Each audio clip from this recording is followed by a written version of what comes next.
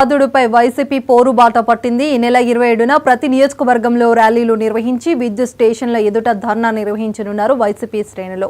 కూటమి ప్రభుత్వం అధికారంలోకి వచ్చిన 6 నెలల్లోనే విద్యుత్ ఛార్జీలు పెంచిందని విమర్శించారు. వైసీపీ అన్నమయ్య జిల్లా అధ్యక్షుడు ఆకేపాటి అమర్నాథ్ రెడ్డి రాయచోటిలో వైసీపీ పోరుబాట పోస్టర్ను ఆవిష్కరించారు అమర్నాథ్ రెడ్డి.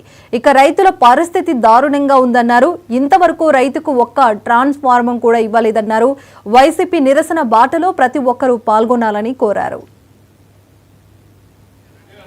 ముఖ్యంగా మేము అధికారంలోకి వస్తే విద్యుత్ ఛార్జీలు పెంచబోము, విద్యుత్ ఛార్జీలు తగ్గిస్తాము, రైతులే విద్యుత్ ఉత్పాదన చేసి అమ్మే పరిస్థితికి వినియోగదారుని అమ్మే పరిస్థితి తెస్తామని ఎన్నో ప్రగల్భాలు పలకడం జరిగింది. ఈరోజు నిజంగా విద్యుత్ ఛార్జీలు దాదాపు ఇప్పటికే 3 మార్లు విద్యుత్ ఛార్జీలు పెంచడం జరిగింది.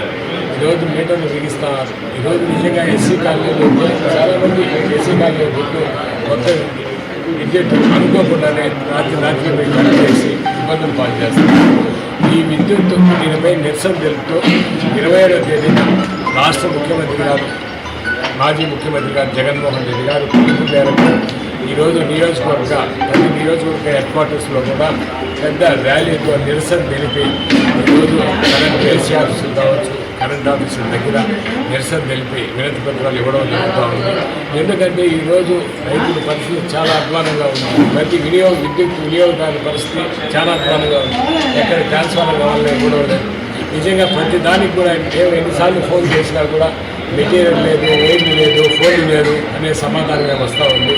గతంలో ఇంతకుముందు జగన్మోహన్ రెడ్డి గారి ప్రభుత్వంలో, వైఎస్ఆర్ కాంగ్రెస్ పార్టీ ప్రభుత్వంలో విద్యుత్ ఎక్కడ కూడా ఇబ్బందులు లేకుండా ట్రాన్స్ఫార్మర్ ఎక్కడ కూడా ఒక ట్రాన్స్ఫార్మర్ కాలిపోయినా సరే కొత్త ట్రాన్స్ఫార్మర్ కానీ అడిగిన వెంటనే రైతులకు ఇచ్చే పరిస్థితి లేదు. ఈరోజు ఆ పరిస్థితి లేదు.